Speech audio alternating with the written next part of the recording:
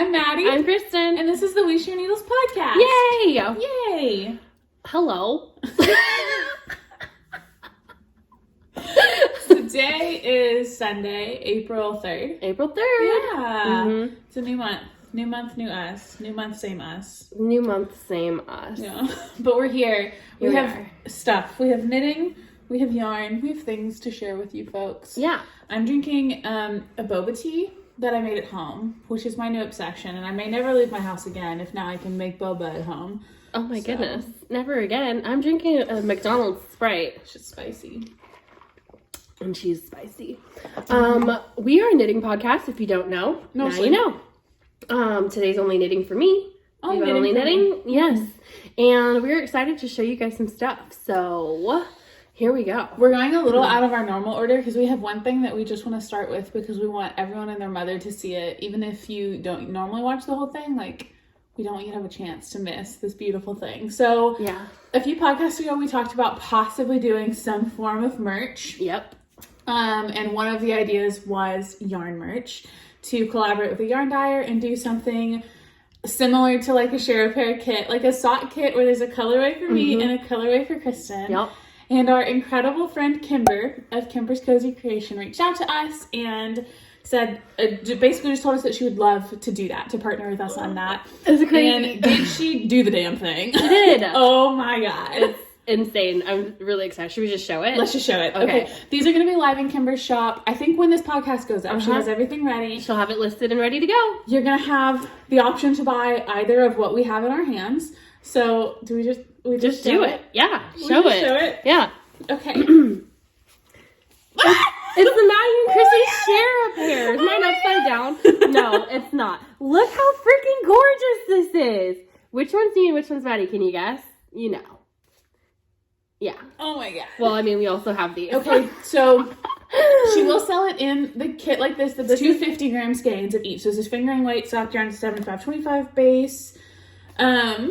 Which is a beautiful base. It's beautiful. She will also sell it in 100 gram skeins of the individual colors.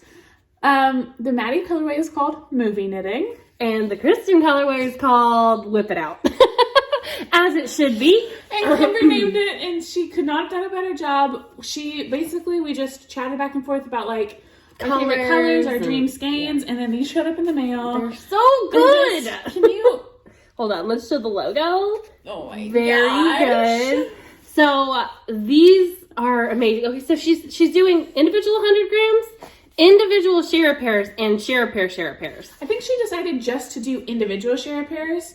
Because the pricing's no different, and you can just put 2 in your cart if you want to share with a friend to make it a little simpler on the listing size. So I believe from our most recent conversation that the listing will be for 100 grams total, 50 of each color, not 200 grams total. So you need to purchase 2 if you want to share with a friend, or you could just purchase 2 of the full skeins and split them. You can. I don't know exactly what her pricing will be. It'll be comparable to what her regular pricing is, but it'll be linked below. So go check out Kimber's Cozy Creation if you want. Yeah. And we have a coupon code. Yes, we do. So our coupon code is WSN10. I'll put it down at the bottom of the screen, and we're going to link her shop below. And that goes for anything in her shop. So you could get a share or something else. Or you could get a Christen or a Maddie or a both. Oh my God, what a beautiful shawl that would be.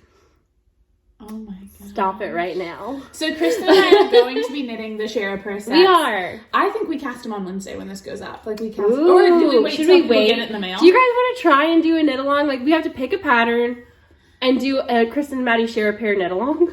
I think we maybe just do the Share a Pair knit along, like any pattern. They can do the yellow or their own pattern and just see how people. Yeah. Because some people may do like fraternal twin socks and some may do stripy. Yeah. And, like, so we do a knit along. Exciting! Yeah. If you want to do a knit along with the Share a Pair, leave a comment down below. We can do it where we all knit the same yarn, or we could just do a Share a Pair knit along. Yeah. Because that's also really cool. I think we do this yarn. I love this is so yarn. special. I think it's this yarn is the knit special. along. Yeah. I love it. So follow it or join our Ravelry group if you're on there, or follow us on Instagram and watch for more details on that. And we'll talk about it on the next podcast after these have gone up and shipped and people get them and things like that.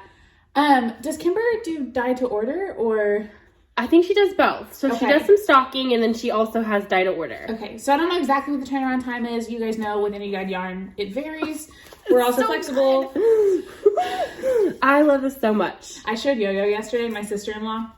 We were out at dinner and I pulled it out of my bag and showed her. And she was like, I need the link before everyone else gets the link. And I was like, I can do that for you, I think.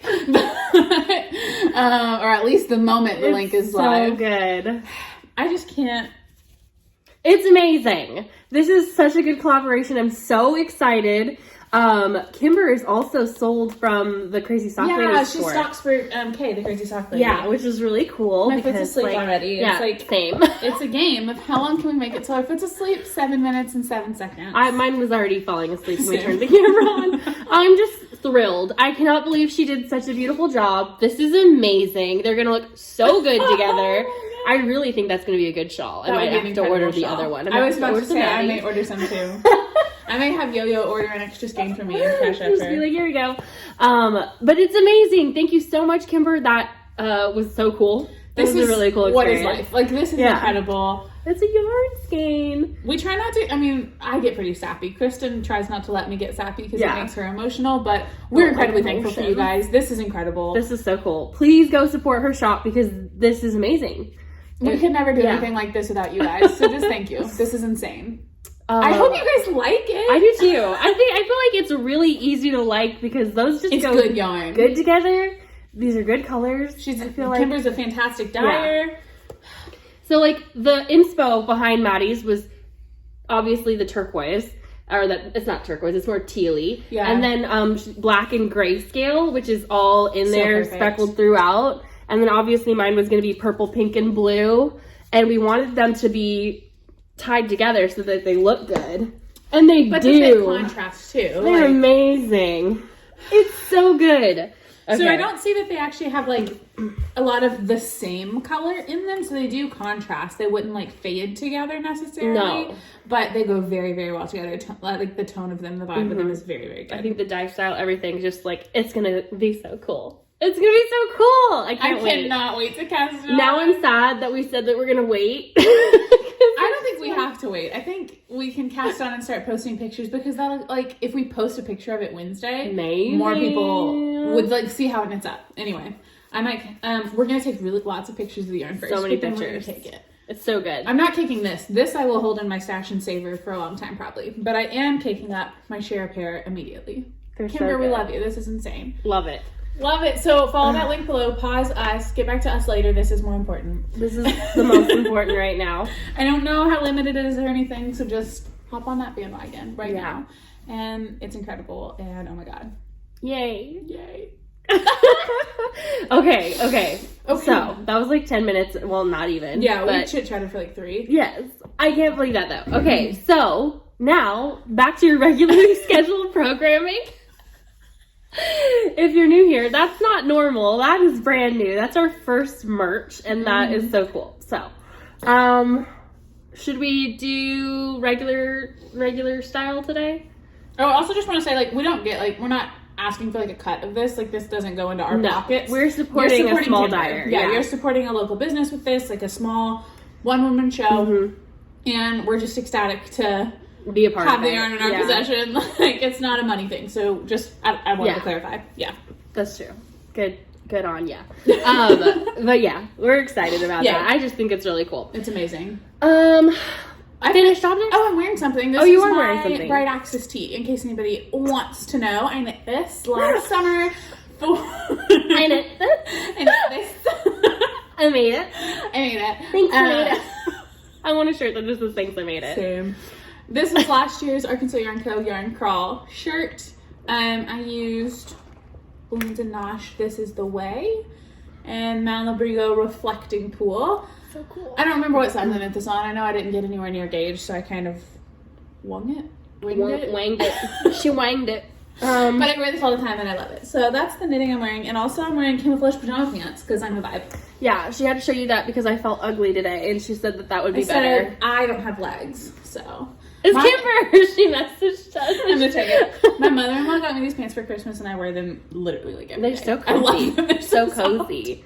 Maxine is looking at us through the window right now. Yeah. Maddie's dog. She's looking at us like, excuse you. Why am I out here and you're in there?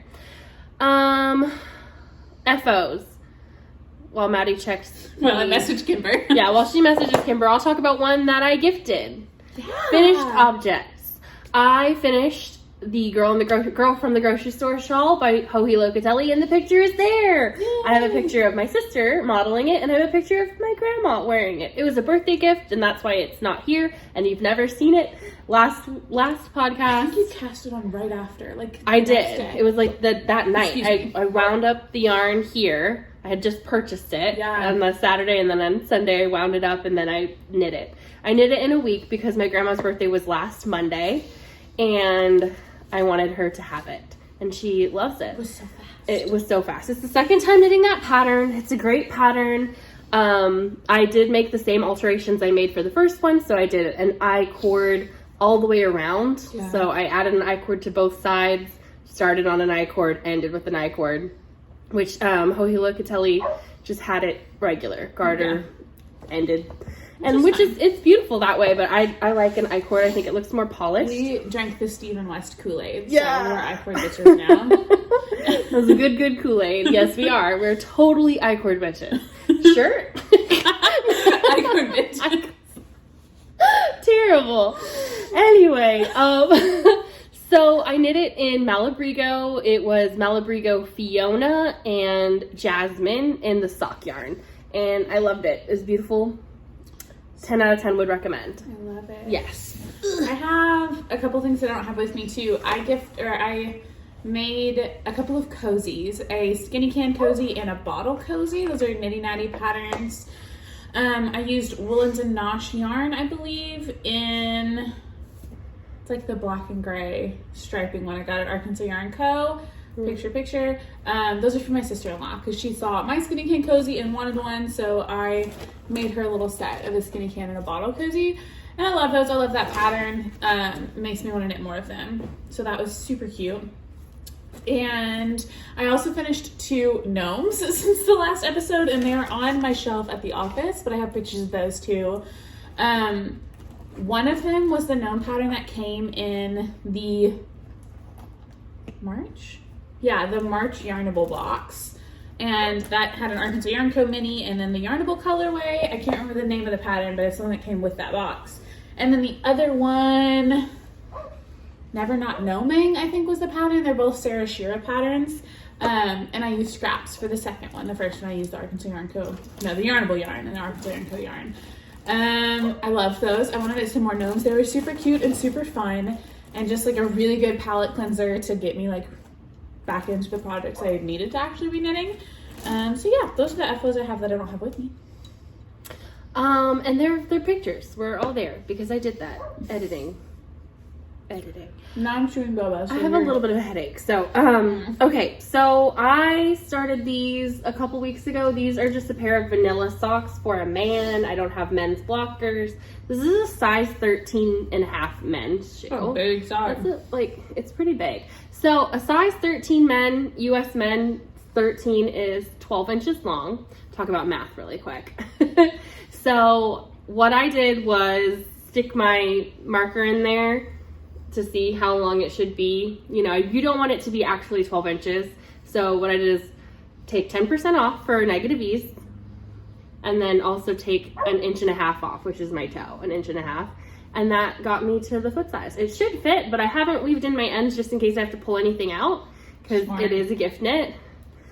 This is Hypnotic Yarnable in the color Beach Ball, which was August 2021, I think, or August 2020. 2020, yeah. I love them. I think they're really, really pretty. I think that's a really cool dye style, and it came out really good. And I literally hadn't finished some vanilla socks for a minute, so this felt nice. Also, a heel flap and gusset. I knit them on a US size 1.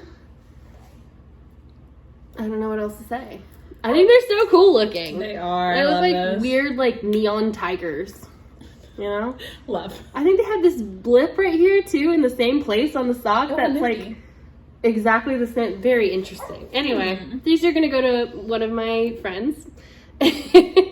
And he will love them, I think. He probably won't really love them because he asked for socks, but like this is not his vibe at all. You're like, this is what I want to do. This is what I want to do. I really just wanted this yarn out of my stash. Yeah, I feel like men wear crazy socks. Like, it'll be fine. He's fine. I don't think that he's ever worn a crazy sock in his life, but that's Maybe okay. it'll be life-changing for him. Maybe it will. Crazy sock guy. He'll be a different man after this.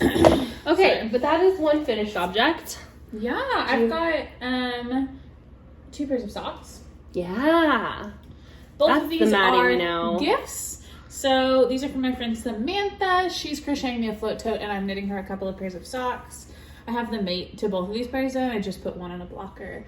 These are Mahogany Run Socks. That's the pattern. It's a Crazy Sock Lady pattern. I don't know the yarn, but it is in my Ravelry. So if you want to check that out, Samantha had these in her stash and sent them to me. Because she wanted it to be socks, and she is primarily a crocheter and has not dove into socks, so it was the perfect swap. But I finished these this week and I love them. That's such a good pattern. I think it complements the yarn so well. Yeah, it really it's does. just like the light wash. It's so good. I had forgotten how much I loved these socks. Like right when this pattern came out, I can't remember if I test knit this one or if I had just test knit some of her other stuff, but I knit like 5 or 6 of these in shorty pairs. This is the first tall sock I've done in this pattern. I don't know why, it just in my head was a summer sock pattern, but this is beautiful. It's like just little eyelets, super easily memorizable. I think it's an 8-row repeat, and like 6 of those 8 rows are knit your knits and purl your purls. So super simple, love those. And then I finished a pair of socks for our friend Val, who is also crocheting me a float tote. And this yarn Val picked out from my stash. It is Alpaca. I can't remember the dyer, but again. It's the Alpaca Yarn Company, and it's the Alpaca Peed Sock. So this is indie dyed yarn. So there is some color variation, obviously. One sock is much more wow. than the other. Interesting. I don't mind it. I don't think Val's gonna mind. No, they won't mind at all. But I was gonna send them a picture because I have more of the yarn, so I was like, I could knit a third sock and if it like fit better, but I don't think they're gonna mind. Val, like me, wears Doc Martens to work very, very often, like I do. So that is the length I went with for these guys. When I make Doc Marten socks for myself, the ones that I'm gonna wear with my docs, I do a 45-row leg and a 15-row cuff. So interesting. That is what I did. And then the cuff barely peeks out of the top. And it's just like the fit that I like with those. You said Doc Martens and I literally thought Birkenstocks in my brain. That's hilarious. And I was like, I cannot imagine Val like just wearing Birkenstocks to work. No, docs. They're like non-slip. Yeah, not your stocks. Clunky. Your docs. Yeah, your docs, not your stocks. I love my docs and stocks. Yeah. And I'm working on the second pair of socks for Val also, and for Samantha. So those are my socks. They're all going to be gifted. And then my last FO is my Musselburgh. Yay! I think I finished this like immediately after we podcasted. Yeah, you were like week. Ending it at the very end of the podcast. So I haven't watched it yet because it's hot in Arkansas. But that's interesting. I love it. The like the pooling. Yeah, this is La Bien Amie. Kristen got me this yarn. Oh my gosh, it's so good. Okay, for the people who always ask to see it on a head. That's so funny. That's how I wear mine. Pretty much all the time. We're close because she just put my hand on her head, no hesitation. Is that weird? Do people not do that? That's funny. I feel like I would put on like everything but your underwear. Let's not make it weird.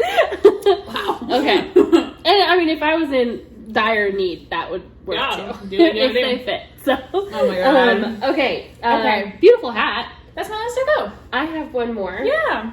So, let's see. Oh. This is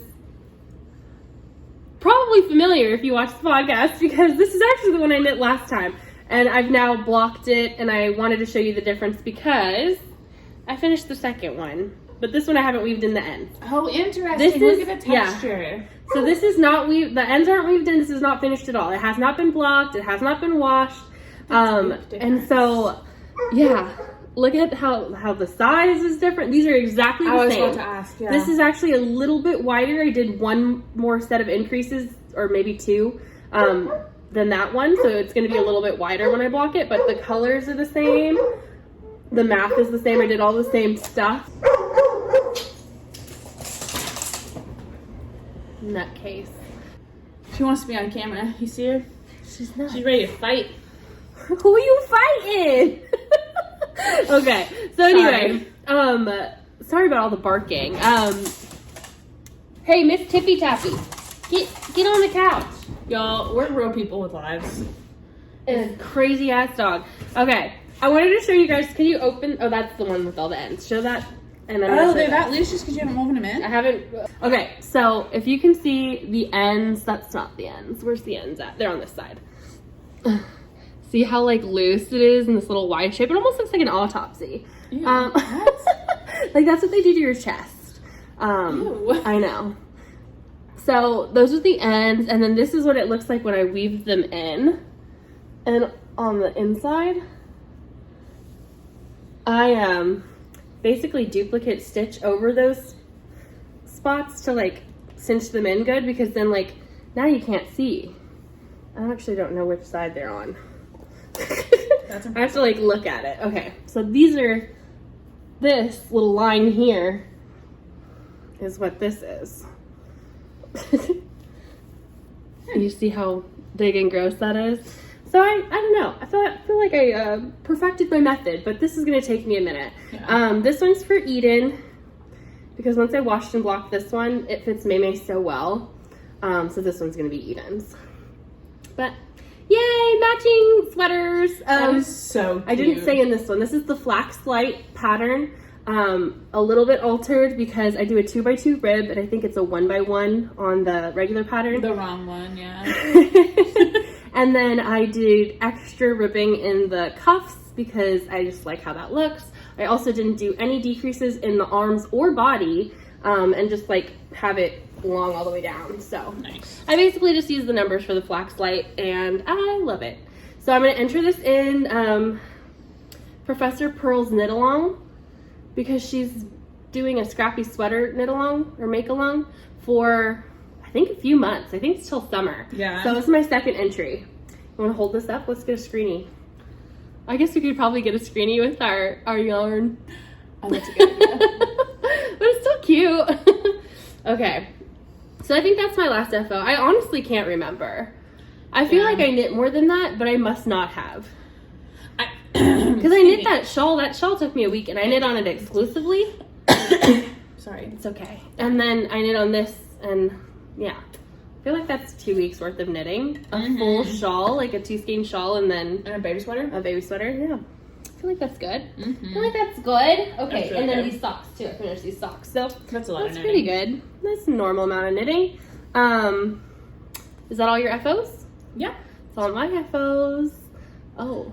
Neighbor puppy out there? Yeah, he's like looking for Cap, I think. No, stop. Anyway, whips? Yeah, I'm currently knitting on some vanilla socks. Also for Val. These are with Harbor Fibers. Unfortunately, she is no longer dying, so you can't get this. I'm sorry. But Doesn't she sound so sad? I'm sorry.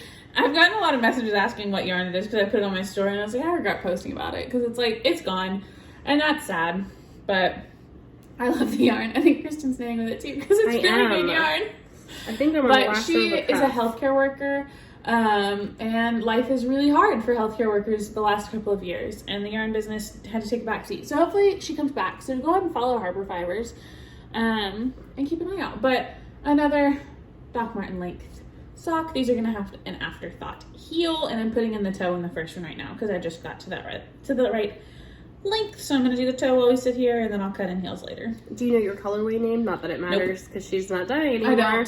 don't. So I started this sock this morning because I didn't have any socks on my needles. No, I do. That's a lie.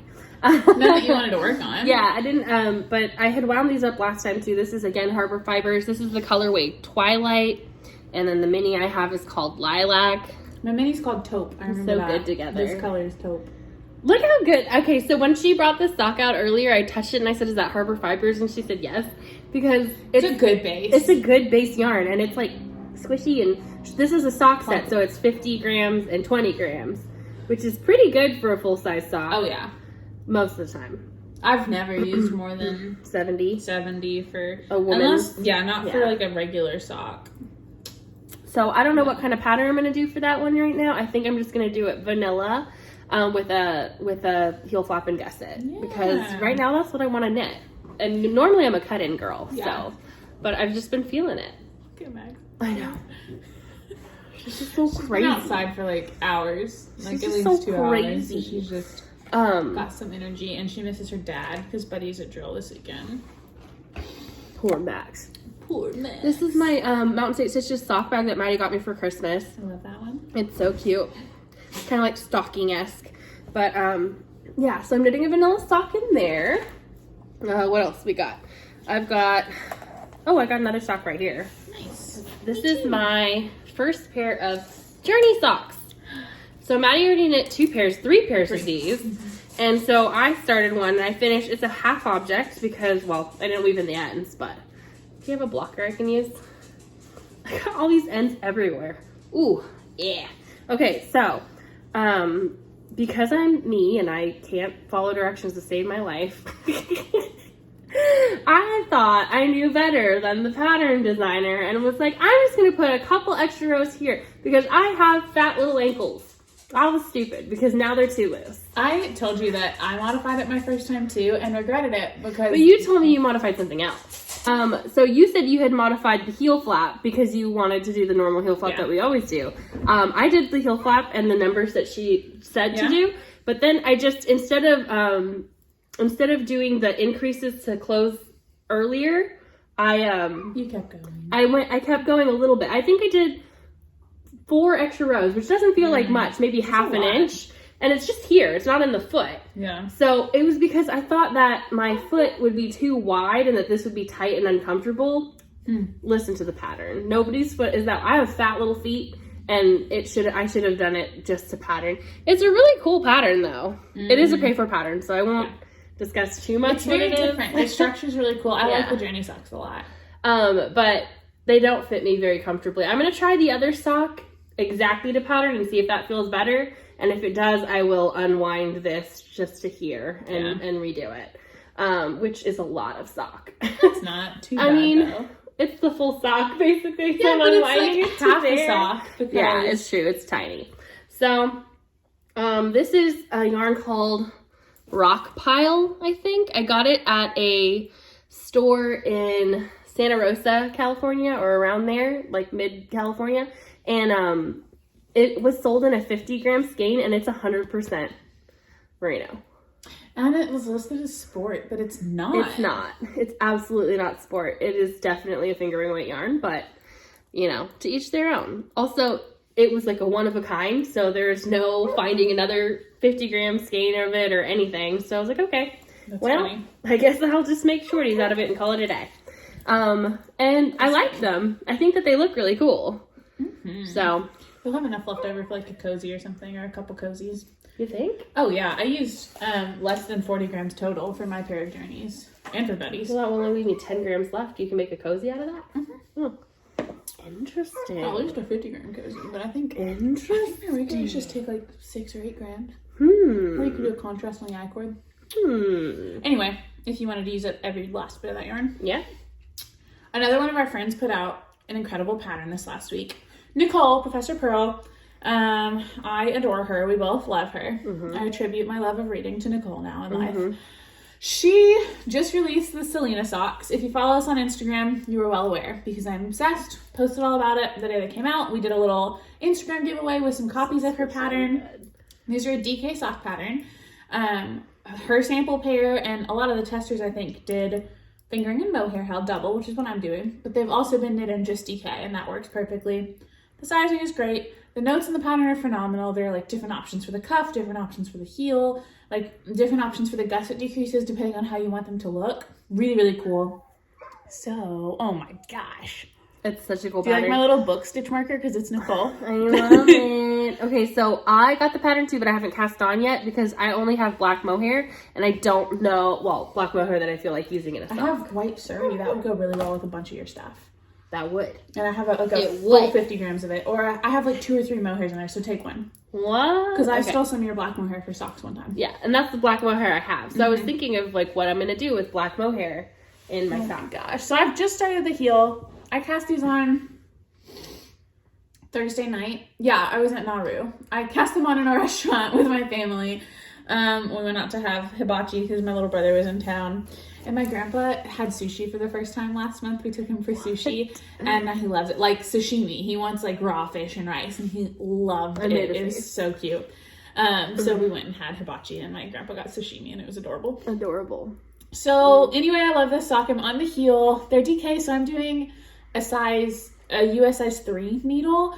And my yarns, I have Arkansas Yarn Co. Fluff in the colorway Sea Glass. So pretty. This is leftover from my Rocket Tee. And then Arkansas Yarn Co. Yummy Plush. And this is the yarn Lori dyed for me for my String of Heart socks, which was my first sock pattern, of course. So I'm holding those double. I love them. These are so fun. Very good. I knit on them a little yesterday, but I was not feeling a heel flap. Didn't want to knit on it last night. So I cast these on instead. I cast these on yesterday. But no, I didn't. I cast these on Thursday because I knit most of it in a movie. I cast them on during a movie. Anyway, I love them. They're so good. This is my last sock with. I love them. I'm trying to think of if I touched anything else. I did, I guess, but just barely, so you can't even really tell. This is part of... Oh yeah, that day you only had this at work. Yeah, I accidentally only brought my summer sorrel to work with me, so I had to knit on it. I really am not motivated by this pattern, like, at all. But I knit, like, I think 10 rows on this, which is, it feels like nothing.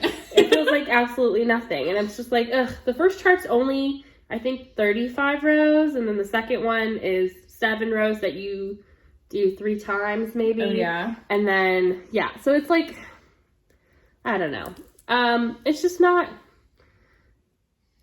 it's a good pattern. It's just speaking to you right now. It's a lot of thinking, and I just don't want to think. And I'm looking at the chart, and I printed it out, and I have my, like, little ring thing that helps me. Yeah. But I just don't want to think about knitting sometimes.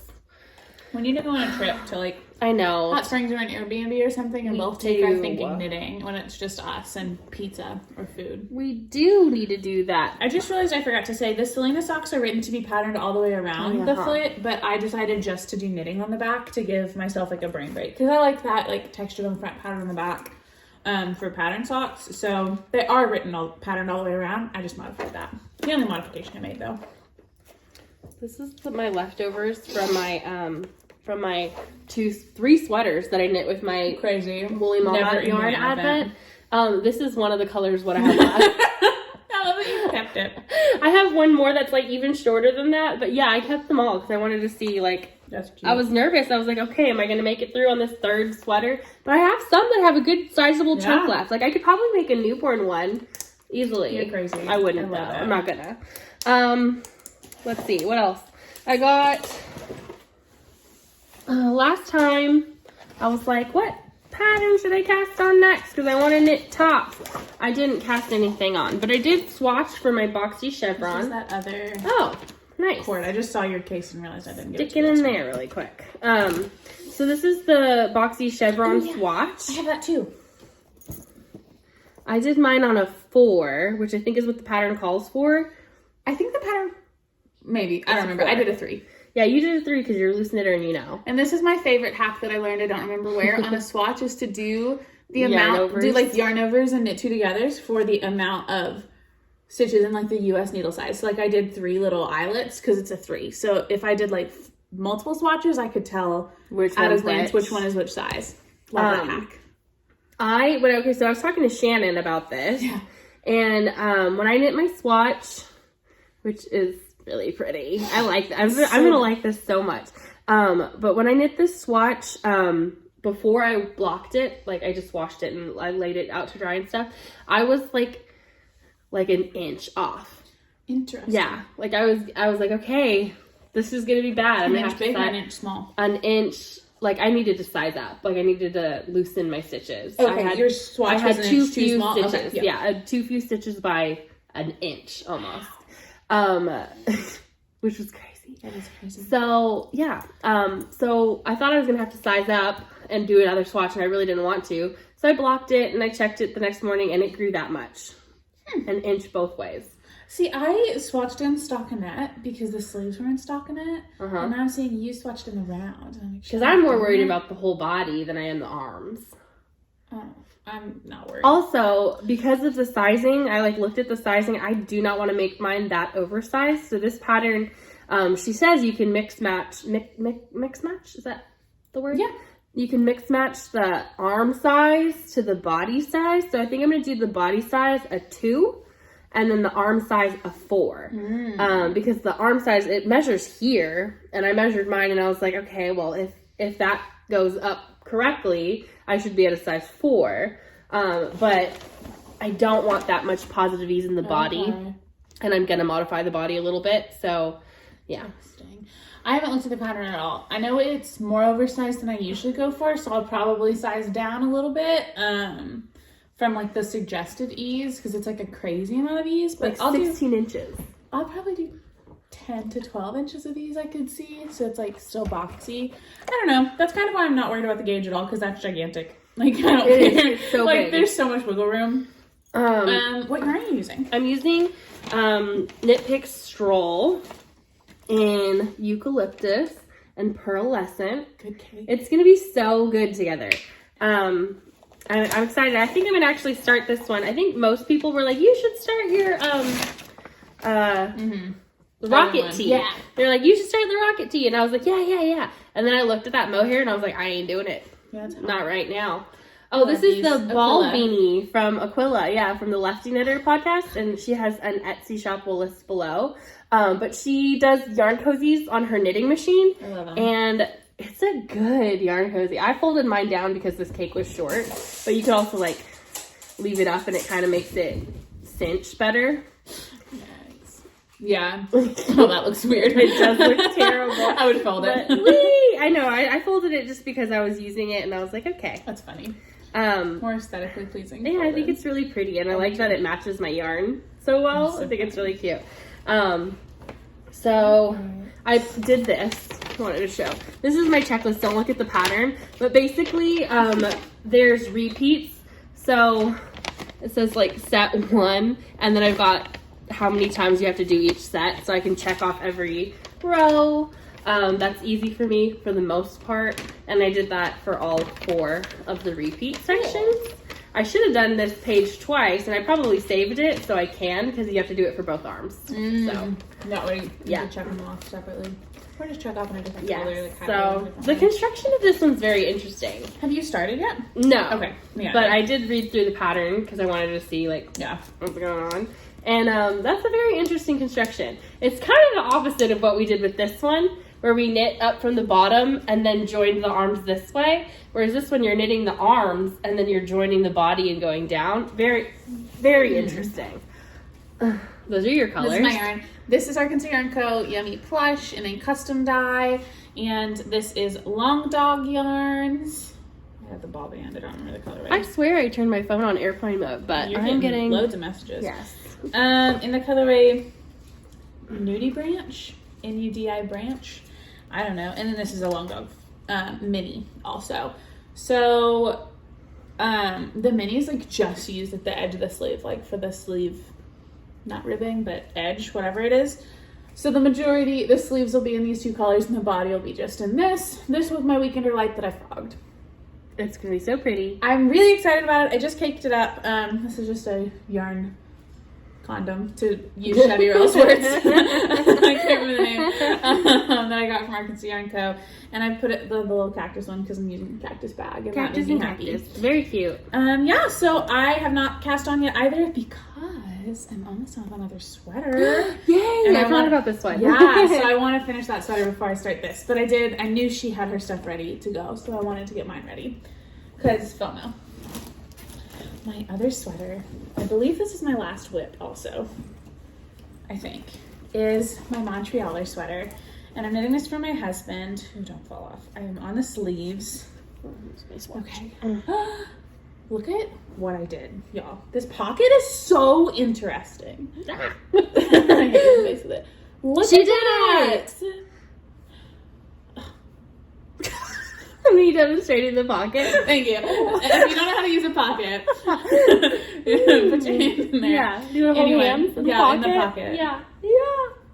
We're so weird. We're holding hands. So she's holding my thumb. We're shaking like hands. a child.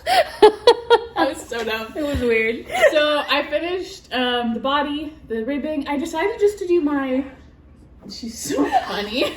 I decided just to do the last row and like, okay, I have a sweater that I did. I can't remember which one it was. Or at the end of the cuffs, at the end of all the ribbing, you do like a row of plain knit, or like 3 rows of plain knitting at the end of the ribbing, and it gives it like a rolled edge. Oh. And so I did that, and I did the bind off, I think the last row and the bind off in red. Yeah. So it almost makes it look like a finished, like a rolled edge. It's just different, but it's red too, so it's just like a little pop, which I really like. I'll do that on the cuffs. I will not do that on the hood, probably. I think the hood is finished like this edging, like on the pockets. Cool. So I'm on a sleeve. I'm gonna modify the decreasing in the sleeve because it just feels a little drastic. Like a tight sleeve on a hoodie doesn't make sense to me.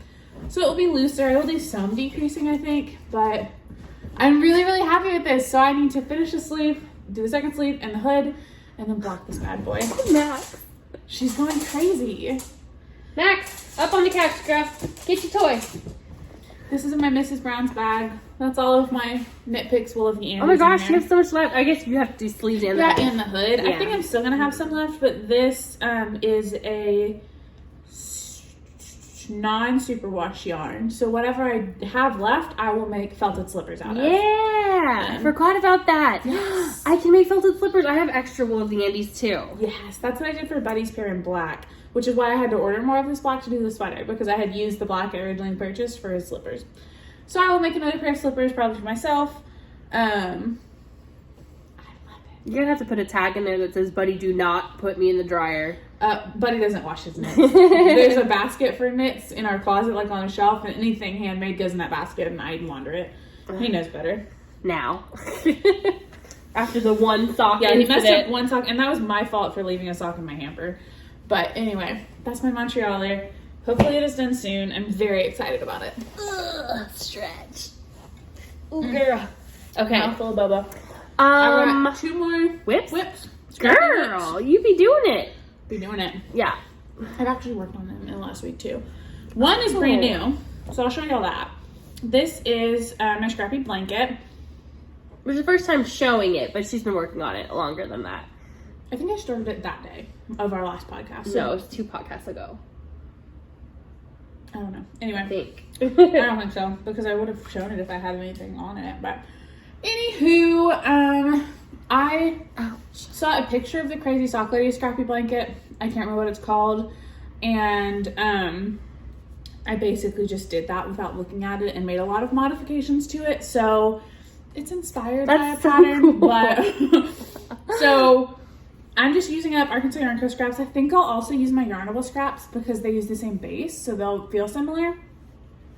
Using them up till they're gone. I have lots of notes on this in my Ravelry page. I cast on 25 stitches and knit. The first panel, you just knit back and forth. I am slipping the edge stitch in a different way than normal to get it to look like finished like that. That's that pretty. way when I join, my dang dog, y'all. I want that ridge. I don't want like the loose. So that's like a slip knit look ridge. Which there are just like a couple tweaks on how you slip the first stitch and how you hold the yarn to get that look, and detailed notes in my Ravelry. So I'm doing that. I love it. I don't know how big I'm gonna make it. This is on a needle holder because I will probably make this. I will definitely make this longer. I just wanted to start and kind of practice the slip that I wanted to do, like the join. So I've got just a big old bag of Arkansas Yarn Co. here, jam-packed full. So that's my first scrappy project with my Arkansas Yarn Co. scraps.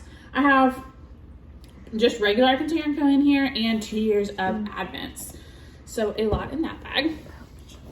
And then my other one is my Stress Knits leftovers. I have 1 Advent in here and just random. I dropped so many stitches. I forgot about that. I know, I just pulled it back out. I can't remember the product name. It's called the of this Advent Wallop. Oh, weird. I know. How do you remember that? Because I've had to type the notes like millions of times now. Why do you type the projects? I thought we just linked our Ravelries. I typed the project name, like the pattern name, and I linked the pattern. That's so nice of you. I would not do that. The link to our Ravelry does exactly that. Yeah. You're too nice to the people. So I'm doing that, the Advent Wallop kind of modified. All stress knits, just using a color till it's gone, and then doing this like transition row, this paid for pattern. I have a lot in here. I'm not going to use, like, this one, of course, I have, like, most of a skein. I'm going to just put in, like, a couple inches and then probably make a pair of socks out of this. Lovely. But the rest of them, this is my second biggest scrap. I don't know. I might just... That's, like, such a good base, too. You love that base. That could be a pair of socks. I don't know. Very easily. I do love this base. Literally, it's an you could 80-20 high two twist. out of that, and they'd all make socks. They'd all be great. Yeah. Exactly. Most of them are smaller leftovers than that, though. But I love this, and I pulled it out and set it by my spot on the couch so I could knit on it more, just because, you know, out of sight, out of mind, and I had kind of forgotten about it. I love this bag. I wish I knew who made it. I don't. No. That is all of my whips. There's a really cute cat out there by the school bus. Oh, it's a brown baby. Come live with me. It looks kind of like a wildcat, but it's little. Yeah, it's like a lion. Yeah, it's got like that coloring of like a lion. It does, like a bobcat or something. Okay, now what? What do we do after that? Acquisitions. I got stuff. I don't have that much stuff. Yeah? I have some stuff, but not that much. I mean, I already showed you guys those. Oh, do you want to take a screenshot really quick? A screenshot? Where did I put mine? Pose of them. Hold on. I'm a mess. Let me grab it.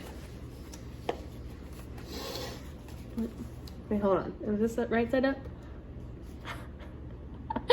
Is that good? You tell me. You want to take some screenshots?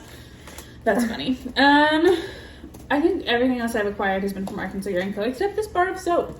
I don't know why this is in the basket, but there was a little farmer's market in Conway 2 weekends ago that I went to with my brother, and I found a new soap maker. It's Freckles and Bubbles. She's on Instagram. I have a bar of her coffee soap by my kitchen sink, and I adore it. And coffee's like a really neutralizing scent, so like when you cook with onions, if you use like a coffee soap, you gets rid of the onion scent really easily. Can't smell it through the thing, but that one's like lemon. This is lemon frosting, and that I bet smells amazing. It does. It does. We'll just. I could smell it through the paper. Oh yeah! Shut up! I want to eat that. Yeah, I think that's another kitchen scent, maybe. So but good smelling. I also may just use this for my body. Smell that. Oh my gosh. I'm gonna need another one. I think they're doing another market on the 23rd, and she'll be there. I'm in. So we'll have to go to that one. That's also the same day as the Art Jam in Greenbrier and Salsilla Farms spring plant sale and like cafe opening. Everything. So there's like everything in one day, and I'm gonna have to like run around. You could use. It's gonna be a lot. Well, Salsilla's in Mayflower and the other one's in Greenbrier, so they're like opposite sides. Are they at the same exact time? Yeah, they're like 9 to 2, all of them. So they're like, anyway. You do an hour each. There's a lot going on that day. Okay, what else did I buy? I got Jess is doing bag sets with Arkansas Yarn Co. and Lori's dyeing coordinating yarns. So this is the spring fling set. So cute. This is the bag. I love Jess's bags. They're like little baskets. The construction's so cool. So cute. I have one on my desk that sits there. Oh, I have a stitch marker in here. Christen got me that. You did? It's so cute.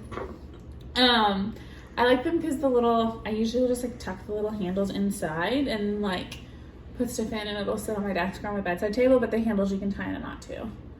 This is like an ode to St. Patrick's, but it's not flowy flowers, it's floral. Yeah. And I like it. I like green a lot. Yeah, that's not my favorite color green, so I didn't get this one. I know she's doing 2 more, and so I'm saving up. And I've seen the yarn, and I think you'll like I've seen the fabric, and I think you'll like the next one. But this is the yarn. I like the blue really a good lot. Color. Even if I never use this, like I'll use that blue. But I like it. I think I'll use it. And that's a sock set, so it's just a 50 gram. Yeah. You can do a pair of journeys with that. I don't know what I'll do with it. Yummy Plush is not my go-to sock base anymore. True. But maybe, I don't know. I could hold it with a mohair and make another pair of Selena socks with it. It would be enough. Does that only need like 50 grams? Yeah, because you're doing it double, so it's like the yardage of a DK is like essentially 100 grams is the same as 50 of fingering yardage wise. So yeah. Anyway. Interesting. Then I also got the Sock Yarn Society box for last month, and this is the yarn. It's called Petal Jumper. It's so pretty. I love it. It's like a light gray wash with all these speckles, and it's gorgeous. I'm super excited to knit it. It's so good. Yeah, the first kit came with a little green Arkansas stitch marker. The spring one. Yeah, their theming is just like spot on. So good.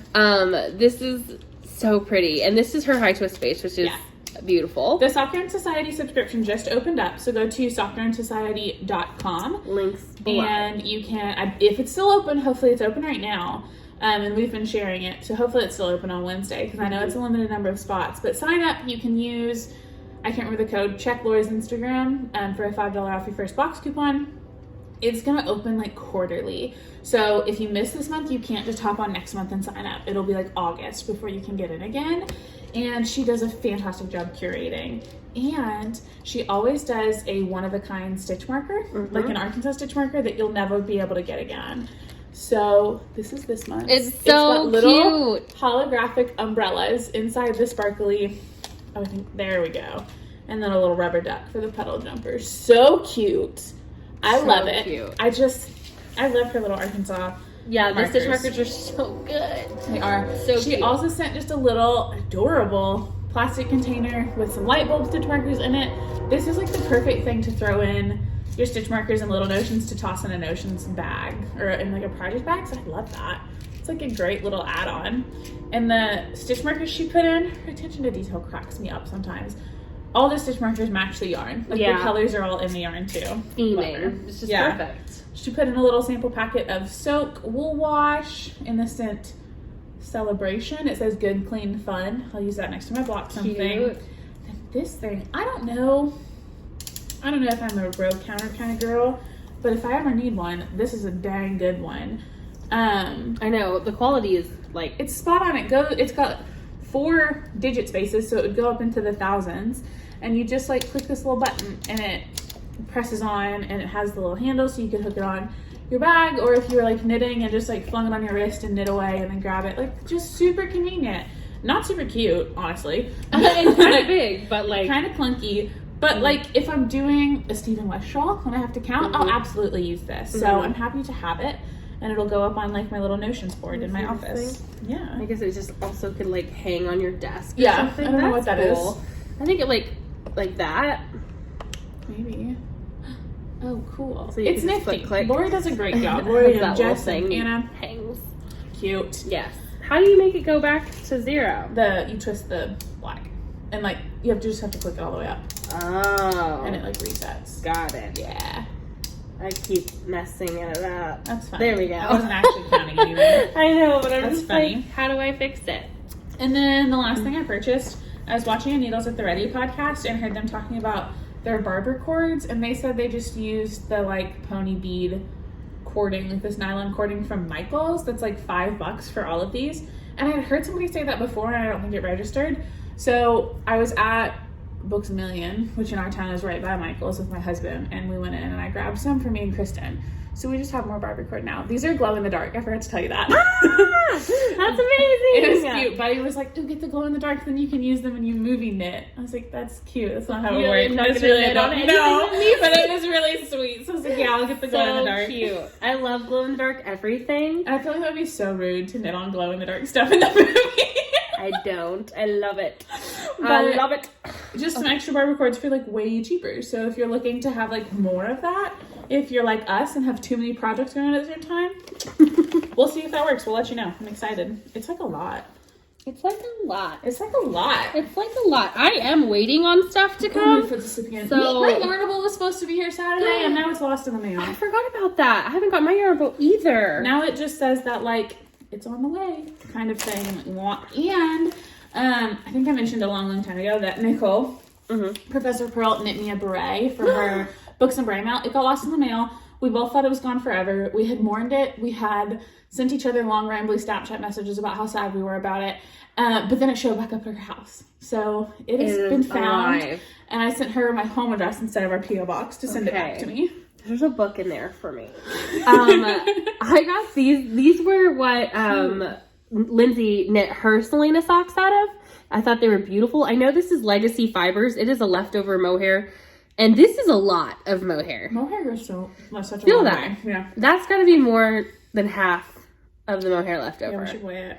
And then I don't know if this is 50 grams, that'd be great. I was about to say just make these because I could just do Selena Socks again. And like match that would be Lindsay. great. That would be awesome. So we'll weigh this later. I don't know what dyer this is, and neither did Lindsay. But this one's Legacy Fibers. And it's beautiful. I love the purple halo, but the pink thread. That's really cool. So that's a gift. And then I have my Woolly Mama yarn somewhere. Here it is. So this is the March colorway. And I think this could glow in the dark. It probably doesn't. But use it with those barber look cords? at it. It's beautiful. This is just called March. This is her Strictly Neon Club. She does monthly clubs that are opt-in, but she also has the renewing one now. So I joined the renewing one because I know I'm going to get it. Heck yeah. And so I picked Strictly Neon, but her other club is called, it's like Color Theory or Color Inspiration or something like that. And she posts every month her inspiration picture, and then you can see like what it is. This one's just random neons, and I love this one so much. I don't know what I'm going to do with it, but it's beautiful. And yeah, I love it. Okay, so there's that. Then, because Mesa Skeins is changing her dyeing style, and she's going to like an update kind of thing. Yeah, rather than a dye to order. So she's getting rid of a lot of inventory. And so I got this. So she's I don't think she has it anymore. I'm pretty sure she's going to be done by the time you guys see this. But these are 2 Surrey Alpaca skeins. I have a third in the same colorway. So I don't know what I'm going to do with 3 skeins of Surrey Alpaca, but I'm going to do something. Love Noun and matching socks? I don't know. I think I want to do that diaphanous raglan, but with Surrey. With me? Yeah. And then she sent a mini, too, for free. Because she's so sweet. Yeah, she's just getting rid of her stuff. So... this one was like her normal price, which I think was like $27, $28. And then this one was 75% off, which made it $7. I know. So this is like $35 for all of us. And it's amazing. It's bright. It's beautiful. It actually kind of goes with this. I love it. So I don't know what I'm going to do, but it's going to be fun. All she has left in the shop are the dealer's choice like grab bags, 3 worsted weight skeins. I should have purchased. Man, I held off. I also got a bunch of her mohair from her Christmas collection in the color Icicles. You're like mohair crazy. I know. Didn't you just tell me you don't have any mohair? Well, I don't want to use it for socks because I got 3 skeins of it. I want to use it for a sweater. You only have like designated mohair. Yeah. I don't have any so I'm trying to build up my like mohair and my tonals. I know Baxter just jumped up and scared the tar out of you. Got me. Hey, Baxter boy. Hi, Bax. So I think that's all I got, though. I did purchase some like stitch markers and stuff, but those are all being gifted, so I don't need to show them. My butt's showing in the back. Good thing I'm not facing the other way. Look at Baxter. She's trying. Good girl. Okay. Anywho, so anything else knitting related? I just lost all thoughts in my brain. I've never had a thought in my brain. Ever. I think they just kind of like gather around and I pick at them. That's so funny. Do you have any planned knitting? Other than our Shara pair set? The Shara pair and the Boxy Chevron. What should we do? What are you going to do with that? Are you just going to do a vanilla? Probably. Yeah. I don't know. I really liked the Mahogany Run Socks. I wonder how that would look stripey. Or, I don't know. I might design a pattern. Might make something fun up. I really have no idea. What do you guys do with your Shara pairs when you get them? Obviously, this is not a Shara pair exactly because that's a Mandy's making thing, but this is a 250 gram set. Yeah. So when you get 250s and want to use them together, how do you do that? In the past, I've done fraternal twin socks where like one would be color A with like color B as the heel toes and cuffs, and then the other's opposite. Or I've done stripey. Could just do like, I think like thick stripes would be fun, like 7 to 10 row stripes, 5 to 7 row stripes, instead of like every 2 rows. Cause I don't want to do thin stripes. What are you gonna do? I think I'm gonna do fraternal twin socks. That sounds fun. I love that. I like that on the pair that I've done that way. I've also just done a pair of shorties, but that didn't feel very Shara Perry. It just felt like shorties. I don't know.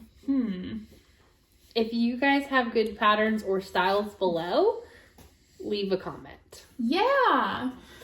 Can we do questions? Do you want to yeah, thank you. I did just check, and like my phone is being slow to load, but there are a couple in there.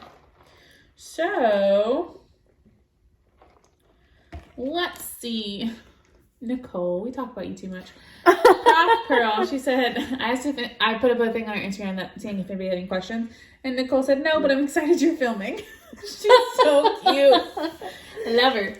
Val the Rizzle said, how did you both get so awesome? Mostly genetics. Unfortunately, mine was being a really awkward teenager. Yeah, we earned it. Yeah, I earned it. Also, I think we're only awesome in knitting circles. True. It's so true. It's a very specific kind of awesome. Yeah. Thank you. You're sweet. Let's see. How did you pronounce that username? Gizmo Fox. That's better than what I was going to say. Oh no!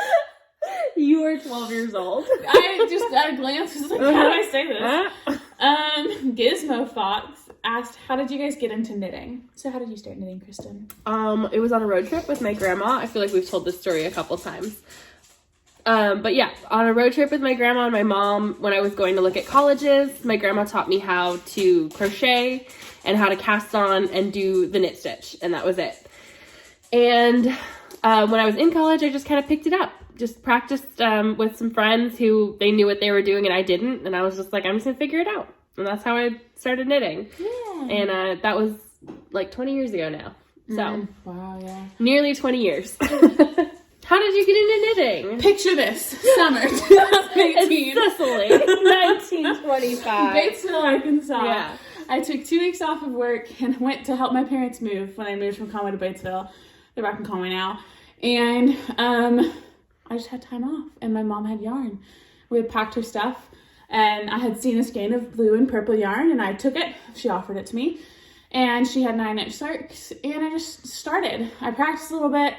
My mom taught me, I watched some videos, it was kind of just on and off, and then that week or two while we were driving back and forth to load and unload vans and like settling in and unpacking, I just knit. So that was my first pair of socks, and then I completely caught the bug. After that, my oldest brother, Nick, has always wanted a pair of hand knit socks, so much so that he has purchased socks knit by others off of Etsy before, and so I knit him my second ever pair of socks. So the first pair I started in like July probably and finished in like October. Second pair I started immediately after that and finished by Christmas because they were his Christmas gift. And then just kind of took off after that. So 2018 I knit 2 pairs. 2019 I probably knit 30 some odd pairs. 2020 was like 50 something. No, that was my 75 year. Yeah. And then 2021 was like 50 some odd. So, and now I'm on a roll for, I don't know, I haven't even been counting this year. Because after you hit like 75, like I just don't care anymore. What are you going to do? Can't beat myself. I could. 1 pair of socks a day. Literally.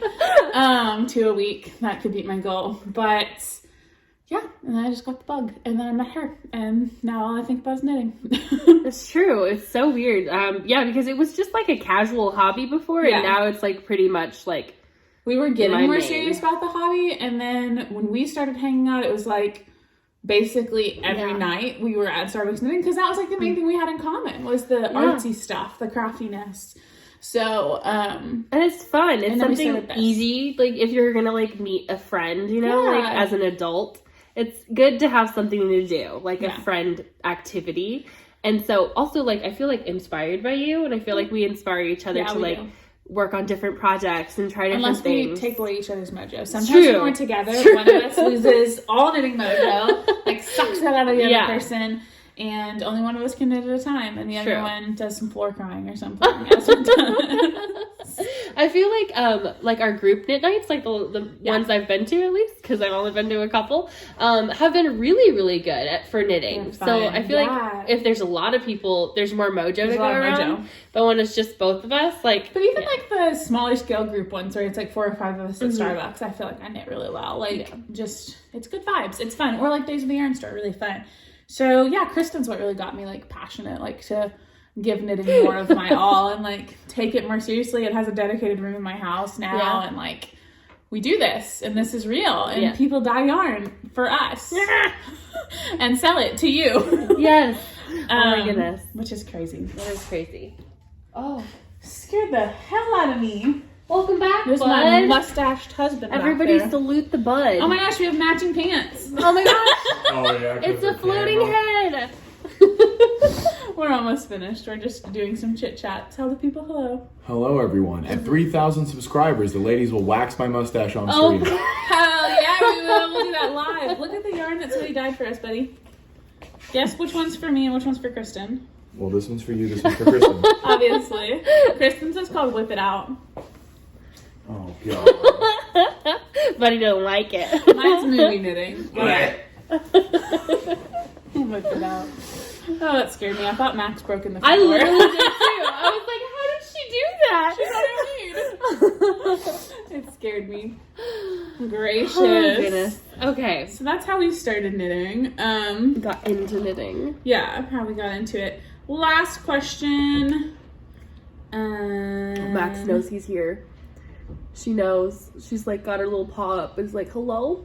I can't figure out how to pronounce it. I think it's Anne Leachels? I have no idea. Likes maybe?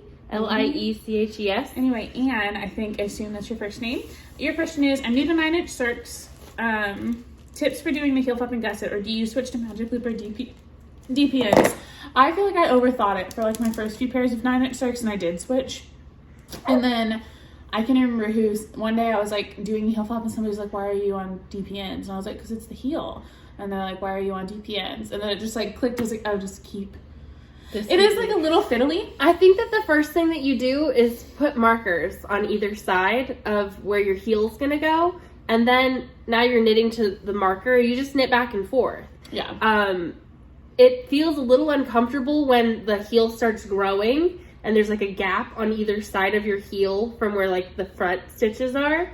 But once you get over that like little, just that kind of weird tension feeling, of like a weirdness, it's simple, and the more you do it, the easier it is. And the gusset's way easier on circs for me than having to like fiddle with Magic Loop or DPNs or anything, because you just knit around. I have markers that I do, and I'll like the first stitch after the marker I knit, and then do my decrease, and then 3 stitches before a decrease knit. So it's just practice, I think. I think I'll reply to that real quick too on Instagram. That way you get an answer right away. But just keep trying. If you have to switch to a DPN, it's like not a big deal. Sometimes I did when I first started. I just like one DPN or two DPNs. Do whatever's comfortable, but if that's more comfy. But you can do it all in a 9-inch except for a toe. But that is an option. Is that our last question? Yeah, I believe so. Unless one came in since I clicked that screen. I think we're good. What are we talking about? Okay, come here. Do you guys want to see cappuccino? Baxter's over here too, but he doesn't want to be on camera.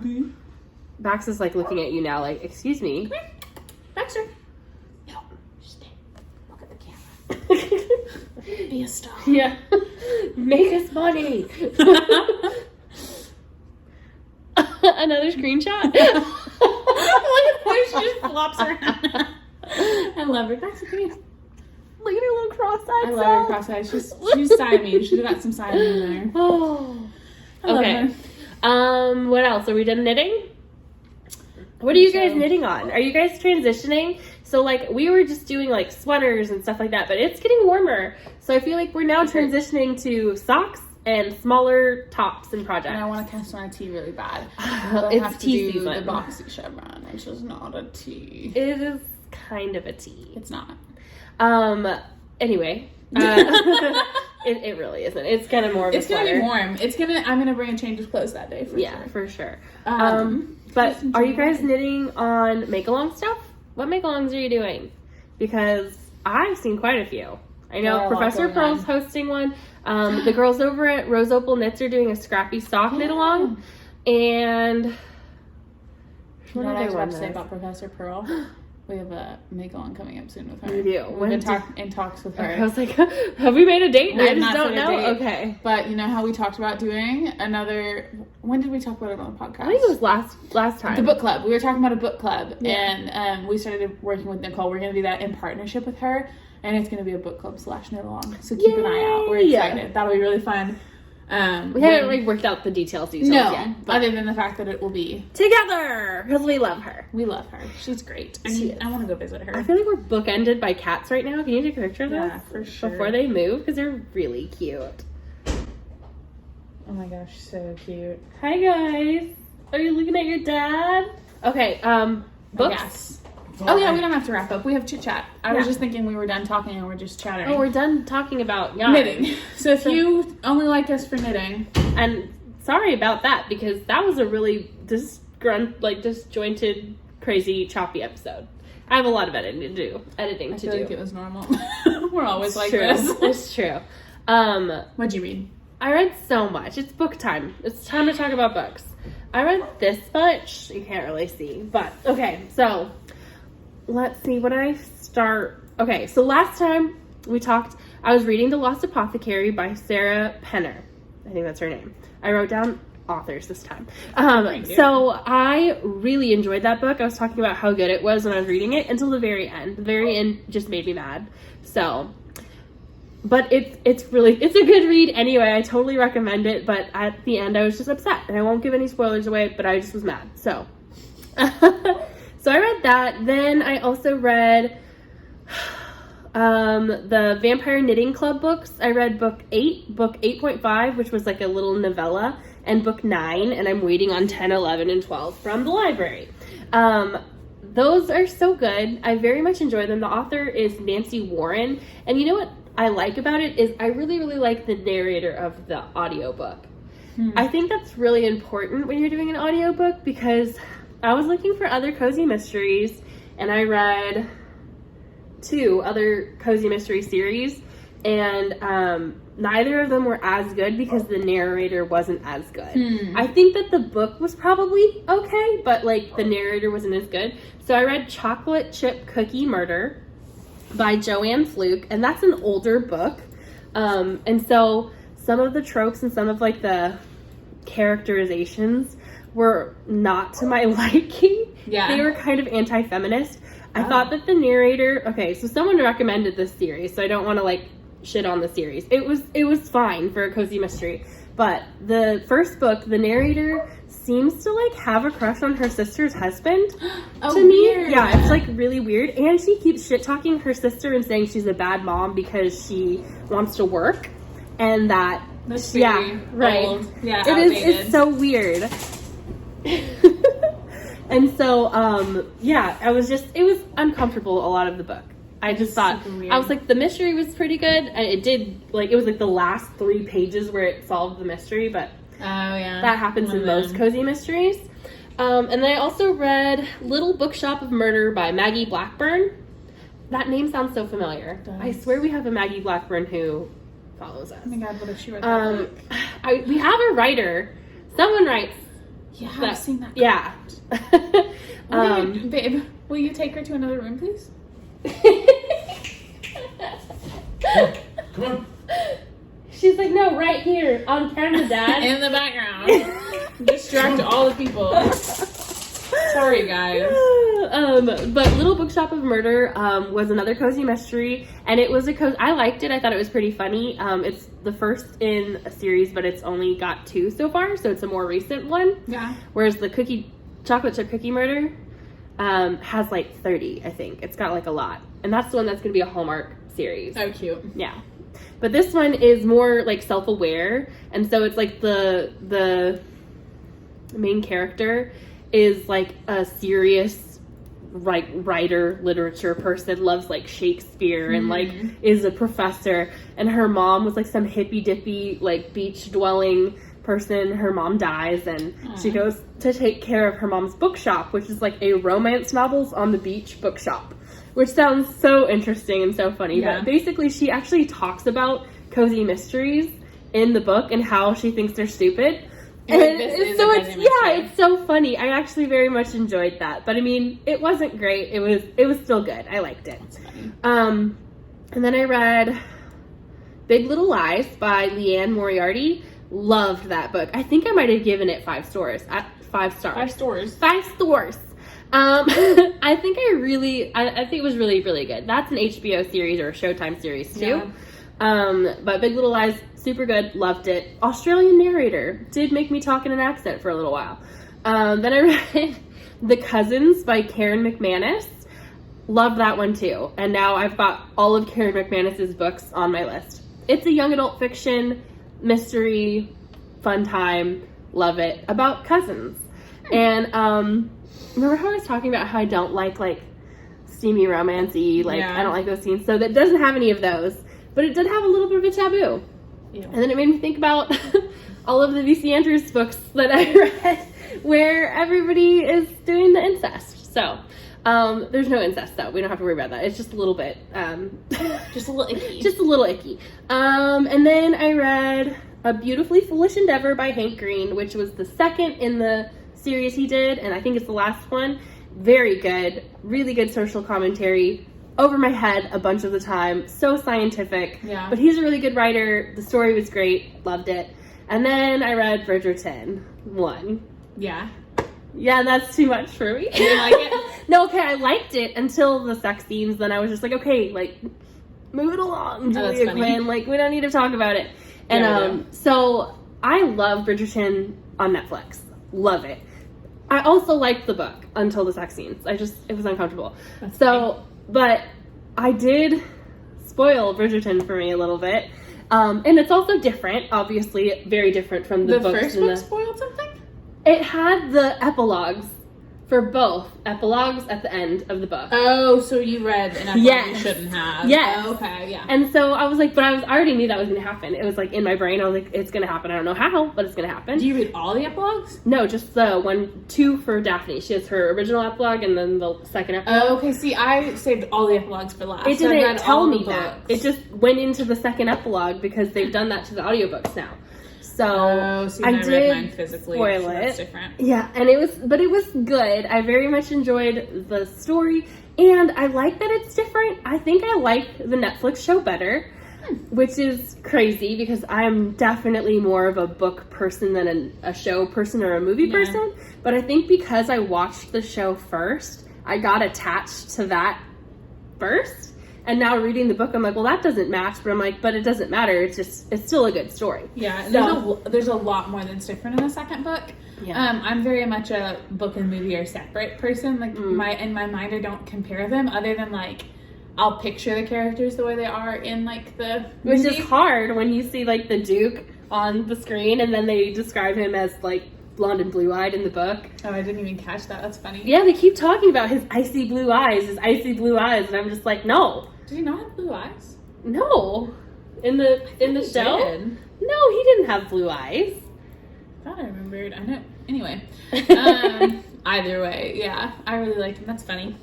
They are different. Very much different. Yes. But I definitely like both. So, I don't know if I'm going to read the rest of the Bridgerton novels because, I was just like, okay, I'm so uncomfortable now. That's funny. Done with it. But maybe I will. I don't know. I do have a couple books that are in my library queue right now. I've got The Girl with the Dragon Tattoo, which I've never read, and I've always wanted to. I used to have a physical copy. I don't know what I did with it. And then I've got November 9th by Colleen Hoover. Yeah. I don't know if I'm going to read that one. I started it. I don't know. We'll see. I think that's one that I've started too. And then I think I started that on audio, and I don't like the narrator that does the Colleen Hoover books, so they're one that I need to read on my Kindle. Yeah. Because I do want to read it. I hear good things. But. Yeah. So I don't know about that, but that's I only have those 2 left in my queue. Oh my gosh, I have so much in my queue. That's funny. You power through books lately. I do. I read a lot. That's awesome. I did not read as much as you. I did read the first book in the Vampire Knitting Club series, and I did not like it at all. Really? I was bored and uninterested the entire time. That's so funny. I kind of powered through it. I was like, maybe it gets better. Maybe it's one of those where I just have to get hooked on the first one. Did you read it or you listened to it? I read it. Oh. I started listening to it, and I did not like that at all. You didn't like it? No. Oh, that's so funny. Not at all. So then I checked out the reading version and suffered through it, but I gave it 1 star on Goodreads. I did not enjoy it at all. I love it. Will not be Don't reading listen to her. She's wrong. Well, that's You didn't like Where the Crawdads Sing, so. I didn't not like it. I thought it was very good writing. It was just... We're going to have different taste in books, and that's okay. Yeah. But I didn't like that one. I finished The Quarter Storm by Veronica Henry. That one was really good. It's a series. I will check out the rest of them. I haven't yet. I don't think that was library. I think I got that one on Kindle Unlimited as like my monthly credit. So it's a new month. So was that the one with the voodoo? Yeah. Okay. Yeah, it was good. It's like kind of had a mystery vibe, but the main character, it was like based in New Orleans, and she was a voodoo. Mambo is what she referred to herself as. Really interesting. So I finished those two. I started Where the Crawdads Sing. I'm like 75% done with it, and I love it so much. And I saw the trailer for the movie. I was kind of avoiding the trailer, and then I went to a movie and they showed it, so I was like, whatever. Can't not watch it now. So that spoiled a couple of things, but then like that night I got to the part of what the trailer spoiled, and it was like predictable stuff. I'm really enjoying it a lot. I will probably finish that tonight. And I'm listening to a different book. What am I listening to? I never remember titles. Oh, The Rivers of London. On the last podcast, somebody recommended that series. Yeah. And I like it. The narrator's British. It's like a good pace. I always set my audiobooks to 1.5 speed because I think fast, I guess. But I like it. Fast. Yeah, I listen fast. I process. I just get annoyed when they talk slow. Really, is what it is. It's hard. So that one is by Ben Aronovich, I think is the last name. I'm really enjoying it, so I'm excited that that's a series as well. And then I also finished the Read This to Get Smarter by Blair Imani that I've been reading. That's one I'm sure I'll go back and read different parts of it again too, but I liked it a lot. And I feel like I had one more. I did not keep up with my Goodreads well. I'm still waiting for those Louise Penny novels for the Chief Inspector Armand Gamanchi. I'm still waiting for the library because I want to start that. Gamanchi. I just say Gamache. Gamache. Yeah. I don't know. Anyway, that's what I've read. Yeah. Very good. We're such readers. We are. I'm like so surprised you didn't like those. I guess not really because like I said, they're not, the vampire knitting books and most cozy mysteries are not substantial. There's a lot of like cozy silliness. Mysteries. I like mysteries, but I don't like the cozy mysteries. So then you'd like Big Little Lies because it's a more substantial book. I think the writing's better. I like the cozy mysteries because it's like a palate cleanser for me.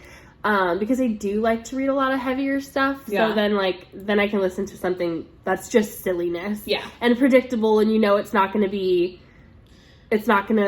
I think be emotionally damaging. Yeah, I also watched season 2 of Love is Blind, so that was like my silliness. That was my palate cleanser, something nobody cares about and does not matter. Yeah. But I watched every episode of that, savored every moment, followed the cast on Instagram. Like, I loved it.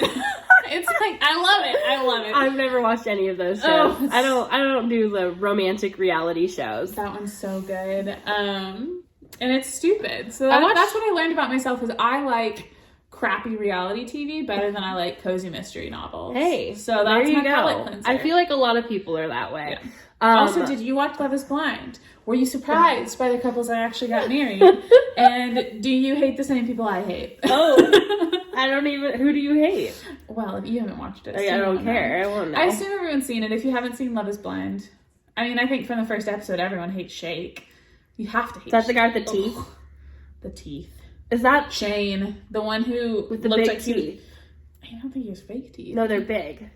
They're like really big. He's all like, yeah, that's Shane, I think. I don't hate him. I hated him at the beginning, but then I don't love him. I mean, he's not my favorite character, but he's not as bad. Nobody's as bad as Shake. Like, ugh, he's awful. The premise of Love is Blind is they're blind dating, obviously. They're in these pods for 10 days and there's 15 men and 15 women. And they get married? They have random dates and stuff, and they don't have to, but they can propose to one another. After 10 days? Yeah. Within those 10 days, and a lot of people do. And this season, 2 couples got married, and it was filmed over a year ago, and they're still together, and they're happy and cute and adorable. Oh, we made it a so year. They film 10 days. They form this emotional connection. In 10 they propose. days? Yeah. Well, when you don't see each other, it's the conversations get so... It's interesting. It is weird, and then so they can propose to one another. They don't have to, so some people just leave the show, don't get married, that's fine. But the ones that do form an emotional relationship, propose to someone, and then they get to meet after they propose, and then they go on a or they have to get married without ever meeting. Right? That's like what, Married at First Sight. They go on a trip to Cancun, Mexico for like a week, I think it is, and like spend time getting to know each other, right? They get to know each other on the trip, and then they have a month where they put them up in like a neutral apartment. So everybody on the cast is from the same town. Like they go town by town. So this one was Chicago. Oh, okay. I was like, town? Like Conway? No.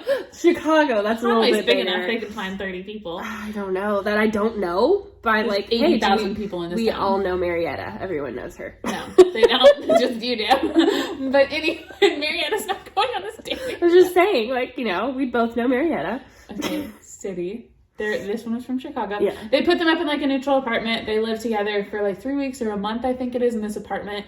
And then they have a wedding. And like that's the episode where like you find out if they say I do or I don't at the altar. And that's crazy. This one was like 4 couples said I don't. They did not get married after having lived together in this apartment, and they just couldn't do it. Some of them was like, wait, so do you have to pair off or you don't have to pair off? No, you don't have to. No, like you like random date. They do like personality test, I think, to like kind of start off and do like blind dating, like have you like do like a 5-minute scripted like answer these questions with people to like see who you connect with, and then you have those 10 days, like you can spend all 10 days with one person 24/7 in a pod, like there's like a wall and like microphones to talk through, and then or you can like spend an hour a day with each person and then just sit alone in the lounge. Like you don't even have to date, you can just be there and be alone. It's like completely their time. They just talk to who they want to talk to, and then sometimes they propose. It's so interesting. Crazy. And it's like there were a couple of couples that I was sure were going to get married, and that like the partner that I 100% did not expect to say no said no. I was like, what? So it was really good. But I feel like anyone who says yes after 3 weeks of dating, I don't know, the way they talk about it, it's just like so much more intense, and like I feel like a lot. I guess it's like you're looking when you know, to get married. Exactly. I don't know. Everyone's in there with the same intention, like, and they have those conversations like right up front. Like, do you want children? What's your family look like? What's your religious life? What's your political life look like? Like, you get to know a person. Like, just power through your deal breakers. I guess that's like for people who really are looking to get married. Yeah, it is. Or like people who are looking to get famous. Yeah, exactly. So my issue with Shake is that like he was very like. He literally was like asking women how much they weighed and like if he could put them on his shoulders without trouble, and like what clothing size they wore, and like so he proposes to a girl, beautiful woman, and spends the entire like 3 weeks that they live together just telling everyone and anyone who will listen how he loves her and he has this incredible emotional connection, but he's not physically attracted to her. And he's saying this on national television. He says this to his own mother. He says this to all their friends, just on and on about how there's just no physical connection. There's no spark. There's no fire. There's a kitty cat. There's a cat. And it just pissed me off. It was so gross. Yeah, that is gross. And she was gorgeous. Like, oh, stupid. I mean, you can't fake that, but also that's like terrible thing to say. But like the premise of the show is that love is blind. So if you know, like, you have to fit this model, love like is you blind. have to look physical like this. attraction is not. But if you know, like, I'm not going to marry a person that doesn't look like this, that don't go like, on that show. That's not the show for you. That person's not like socialized correctly. He's a that's narcissist. terrible. I hated him. Yeah, so I just talked about Love is Blind for a long time, but I hated it. I hated Shake. I love the couples that did get married. They made me so happy. They were so cute. I just loved it. I loved it and I hated it. Yeah, that's not the kind of a palate cleanser I like. I feel like I would just be angry all the time about that. Also, like, I've never been the type of person who's like, oh, I'm looking for a husband. Here we go. Like, out here, like, ready to wed. I'm not, ever. Never was. It was a miracle I got married at all. It's funny. So, yeah, it's interesting. You cannot physically understand that. They're at the end of the reunion episode, so they do like the season and then it airs, and then they do a reunion episode where they bring everyone together after everyone has watched the episode, and there's stuff like they did not see that shows up on the TV. Yeah. And it's like conversations that their now husband or wife was mic'd up for with another person, and that stuff airs on TV, and like craziness. So there was like some tension even in the married couples, because it was like, just found out you said this to this person. But anyway, so they come back for a reunion and it was dramatic and I loved it. And then there was a preview for new Netflix show that comes out this week called The Ultimatum. And it's all these couples where one of the partners has given the other an ultimatum and has said, like, we either get married or we're broken up.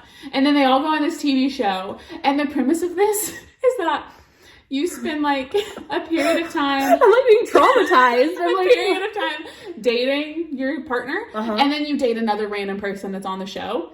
And then you live with the other random person that's on the show. Yeah. And then you decide, are you going to marry your partner?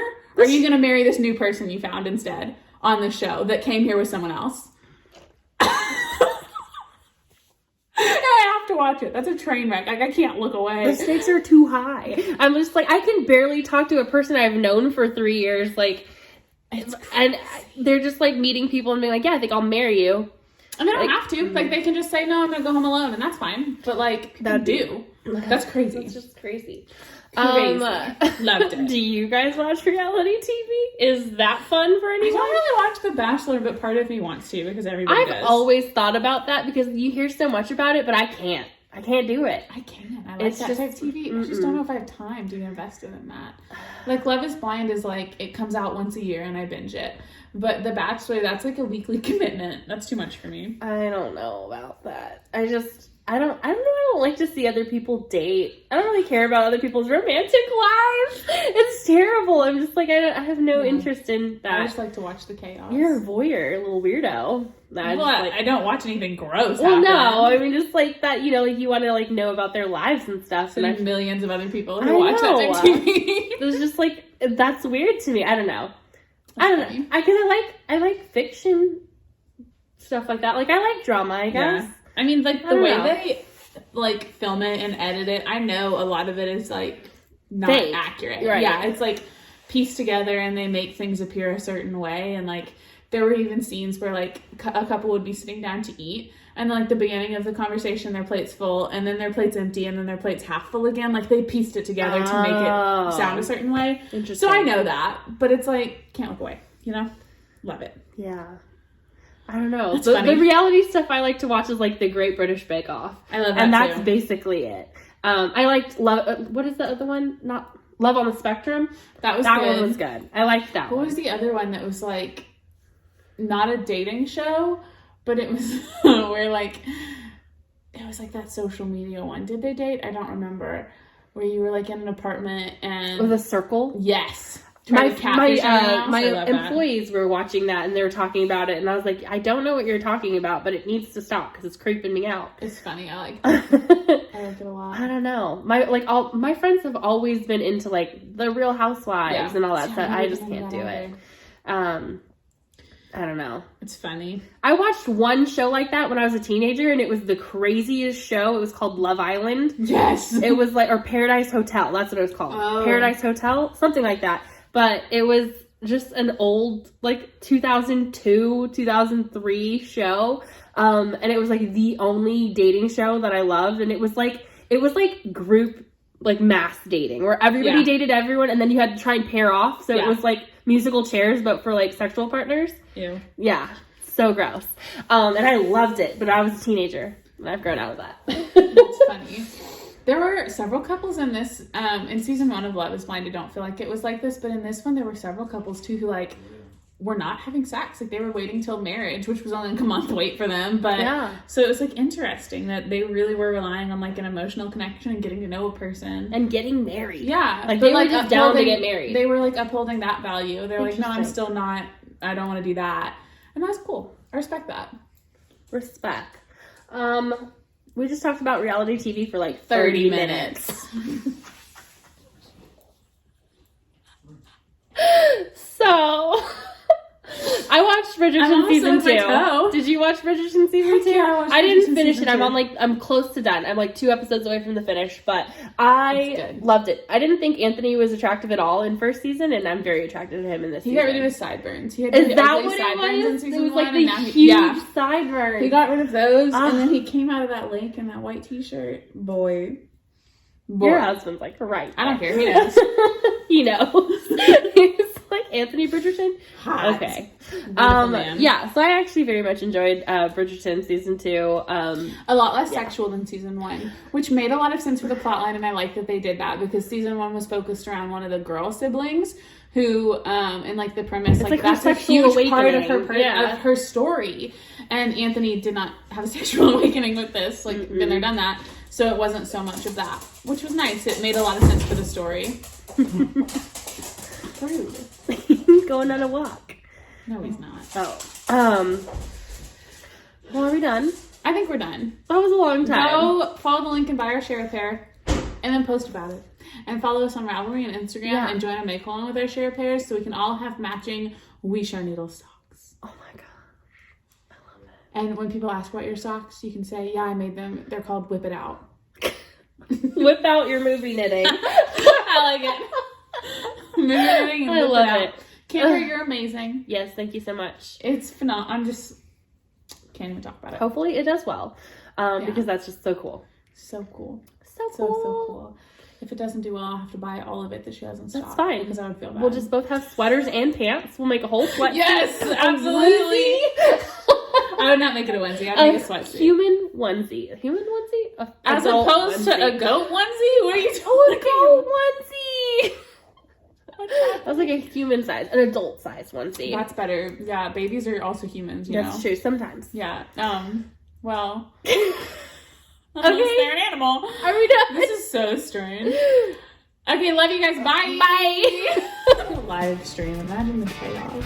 I mean, we can try one day.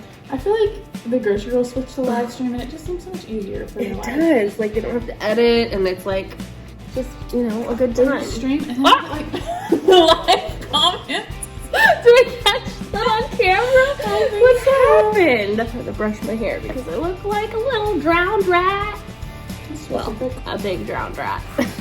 No. Okay. A dainty little rat. A tiny little baby drowned rat. Do you ever just like wish you didn't have boobs? I've never had to wish that because I don't. I'm gonna do a lot of editing.